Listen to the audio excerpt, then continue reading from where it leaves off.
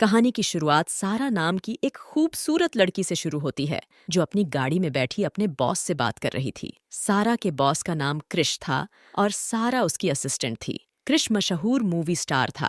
लोग उसके दीवाने थे, उसकी एक झलक पाने के लिए तरसते थे। आज उसकी सारा से किसी बात पर बहस चल रही थी। असल में क्रिश पूरा लड़की बाज था। वो लड़कियों के साथ कुछ समय के लिए रिश्ता बना था और फिर एक महंगा तोहफा देकर उनसे रिश्ता तोड़ लेता। आज भी उसने शैली नाम की लड़की के साथ यही किया था और अब वो सारा को शैली के घर से अपने कच्चे बनियान वापस लाने को कहता है, जिसे सुनकर सारा उसे बुरा भला कहने लगी। वो कहती है कि अब मैं ये घटिया काम और नहीं कर सकती। उसकी बातों से साफ पता लग रहा था कि सारा को क्रिस के लिए काम करना पसंद नहीं। कुछ देर बाद सारा अपने घर आ जाती है और आते ही अपनी माँ लीबिया के गोद में बैठ जाती है। वो क्रिश से परेशान हो चुकी थी, इसलिए वो अपनी माँ की गोद में आराम करना चाहती थी। जल्दी ही रात हो गई। सारा अपने कमरे में थी और तभी उसे क्रिस का फोन आता है। क्रिस चाहता था कि सारा उसके लिए खाने पीने का सामान खरीदे, क्योंकि जब भी वो खुद स्टोर में जाता है तो उसके फैंस उसे घेर लेते हैं। सारा जल्दी जल्दी स्टोर में जाकर सामान खरीदने लगी, जबकि क्रिस अभी भी उससे बात कर रहा था। क्रिश उससे सामान लेकर कल सुबह सही 8 बजे आने को कहता है, लेकिन सारा अपनी दोस्त से मिलने के चक्कर में लेट हो गई। सारा के लेट आने के कारण क्रिस दरवाजा नहीं खोलता, इसलिए सारा को उस पर बेहद गुस्सा आ गया। वो दरवाजे पर चढ़कर जबरदस्ती क्रिश के घर में घुस जाती है और अंदर आकर क्रिस से कहती है कि मैं तुम्हारा सारा सामान ला दिया है, लेकिन अब मैं सच में तुम्हारे साथ काम नहीं कर सकती। वो अपना सामान समेटने लगी। ड्रेस उसे रोकने की कोशिश करता है, लेकिन सारा नहीं मानती। असल में क्रिश पूरा दिन सारा से फालतू के काम करवाता रहता था, इसलिए वो नौकरी छोड़कर जा रही थी। थोड़ी देर बाद सारा अपने घर पहुंच गई। वो अपनी माँ को सब बताती है कि मैं क्रिश की नौकरी छोड़ दी, जिस पर लीबिया उसे समझाती है कि तुम्हें जो सही लगे तुम वही करो, मैं हमेशा तुम्हारा साथ दूंगी। दूसरी तरफ सारा के बिना क्रिश काफी परेशान था, क्योंकि उसे हर काम सारा से करवाने की आदत थी। सारा के जाने से उसे महसूस हो गया था कि उसने सारा को कितना परेशान किया है, इसीलिए वो अगले ही दिन सारा से मिलने उसके घर पहुंच गया। घर के अंदर लीबिया गाना सुनते सुनते सफाई कर रही थी। कई बार घंटी बजाने पर भी जब दरवाजा नहीं खुलता तो क्रिश खुद ही अंदर आ गया। जबकि दरवाजे की आवाज से लीबिया को लगा कि घर में कोई चोर घुस आया है। वो चोर की धुलाई करने की तैयारी कर लेती है, लेकिन जैसे ही उसकी नजर क्रिश पर पड़ती है तो वो हड़बड़ा जाती है, क्योंकि ये कोई चोर नहीं बल्कि ये तो उसकी बेटी सारा का बॉस था जो उससे मिलने आया था। क्रिश के पूछने पर लीबिया बताती है कि सारा इस वक्त घर पर नहीं है। क्रिश को सारा से जरूरी काम था, इसलिए वो उसका इंतजार करने का फैसला करता है। लीबिया क्रिश को बैठाकर जल्दी जल्दी अपने कमरे में आकर अच्छे से तैयार होकर क्रिश के सामने आती है। सारा अपनी राइटर फ्रेंड मॉली के साथ थी, जबकि इधर लीबिया और क्रिश घर में घूम रहे थे। क्रिश के पूछने पर लीबिया बताती है कि मैं राइटर हूँ, मेरी बहुत सी किताबें छप चुकी है। ये सुनकर क्रिश हैरान होने लगा, क्योंकि सारा ने उसे ये बात कभी नहीं बताई थी। घर देखने के बाद ये दोनों दारू पीने लगे और दारू पीने के साथ साथ दोनों खूब सारी बातें भी करते हैं। लीबिया बताती है कि 10 साल पहले एक हादसे में मेरे पति की मौत हो गई थी। तब से मैं किसी भी आदमी को अपने करीब नहीं आने दिया। मैं तो किस करना भी भूल गई हूँ। दोनों ने कुछ ज्यादा ही दारू पी ली थी, इसलिए वो दोनों एक दूसरे के करीब आने लगे और क्रिश उसे किस करना सिखाने लगा। आज 10 साल बाद पहली बार किसी ने लीबिया को किस किया था, इसलिए उसकी गुफा में तूफान मचने लगा और वो क्रिश पर टूट पड़ती है। वो उसे अपने कमरे में लाकर पहले अपने कपड़े उतारती है और फिर उसकी शर्ट फाड़ देती है। अभी दोनों ने शुरू ही किया था कि तभी सारा घर वापस आ जाती है। वो एक अंगूर मुंह में डालकर लीबिया को पुकारती हुई उसके कमरे की तरफ बढ़ने लगी। वो जैसे ही दरवाजा खोलती है तो अपनी माँ को क्रिश की सवारी करते देखकर वो जोर से चिल्लाती है और अंगूर उसके गले में अटक जाता है और वो दीवार से टकराकर बेहोश हो जाती है। कुछ देर बाद सारा अस्पताल में थी। वो अपनी माँ को अपने बॉस से दूर रहने को कहती है, जबकि लीबिया का कहना था कि तुम्हें इतना बुरा मानने की कोई जरूरत नहीं, हम तो सिर्फ अपनी प्यास बुझा रहे थे। इतने में डॉक्टर आकर सारा को देखने लगा और तभी क्रिश भी वहां आ जाता है, क्योंकि वेटिंग रूम में उसके फैंस ने भीड़ लगा ली थी। क्रिश को देखते ही डॉक्टर अपना काम छोड़कर उससे बातें करने लगा, क्योंकि वो भी उसका बहुत बड़ा फैन था।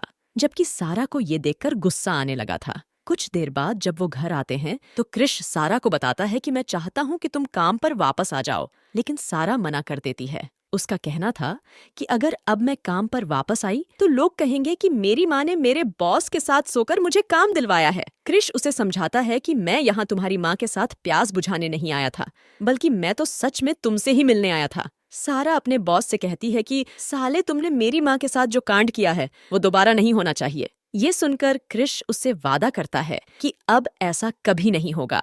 कुछ दिनों बाद क्रिश शूटिंग कर रहा था और सारा भी उसके साथ थी। उसी रात को लीबिया नई किताब पर काम कर रही थी और इसी बीच उसे क्रिश का मैसेज आता है।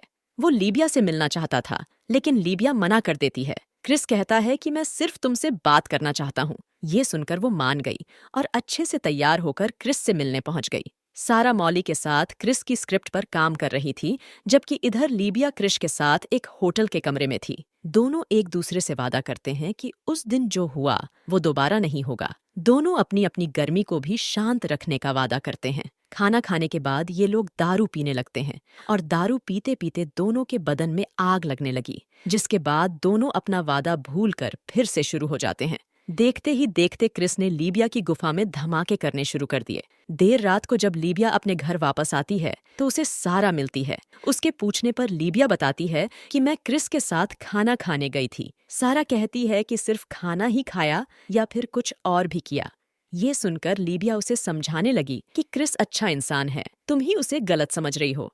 इतना कहकर वो अपने कमरे में आ गई और अपनी सास को फोन कर क्रिश के बारे में बताने लगी। वो उसे सारा के बारे में भी बताती है कि उसे क्रिस पसंद नहीं, क्योंकि वो उसका बॉस है।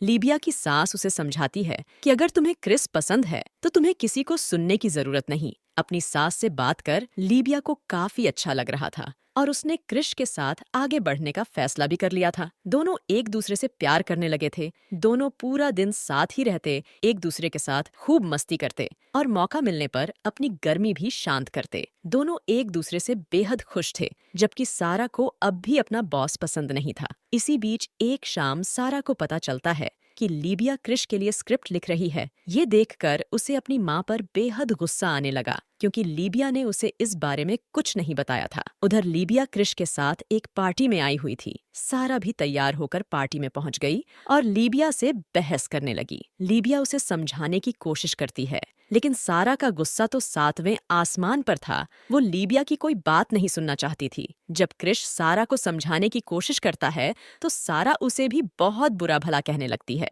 इस वक्त सारा का दिल कर रहा था कि वो गोली मारकर क्रिश की जान ले ले, क्योंकि सारा को लगने लगा था कि क्रिश के आने से लीबिया उससे दूर होने लगी है।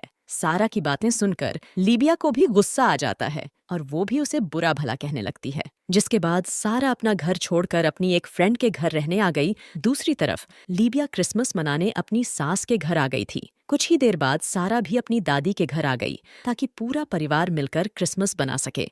सारा अभी भी लीबिया से नाराज थी। वो अपनी दादी को बताती है कि क्रिश अच्छा आदमी नहीं है। ये सुनकर उसकी दादी उसे समझाती है कि लीबिया ने तुम्हारे पिता की मौत के बाद अपने बारे में कभी नहीं सोचा। उसने हमेशा सिर्फ तुमसे ही प्यार किया है। अगर आज उसे क्रिश से प्यार हो गया है तो हमें उसकी खुशी में शामिल होना चाहिए। इसी बीच सारा की नजर लीबिया पर पड़ती है, जो क्रिश का स्वागत कर रही थी। रात को पूरा परिवार साथ मिलकर खाना खाने लगता है।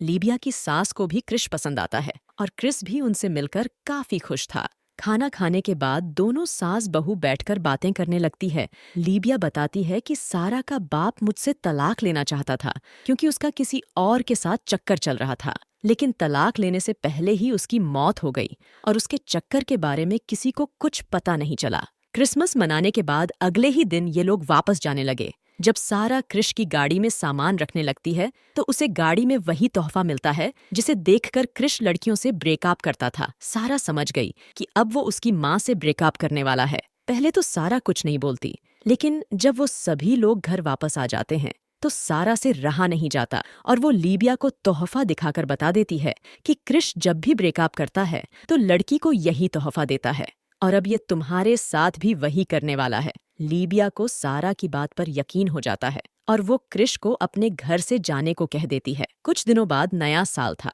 लेकिन कोई भी खुश नहीं था। इसी दौरान सारा क्रिश से मिलने उसके घर आती है। यहाँ क्रिश उसे बताता है कि मैं तुम्हारी माँ से ब्रेकअप नहीं करना चाहता था, मैं तो उसे बहुत प्यार करता हूँ। वो तोहफा तो शैली ने वापस कर दिया था और मैं उसे गाड़ी से निकालना भूल गया था। सारा भी समझ गई थी कि क्रिश अच्छा इंसान है, और वो सच में उसकी माँ से बहुत प्यार करता है। इसीलिए उसका मूड ठीक करने के लिए उसे एक स्टोर में ले आती है।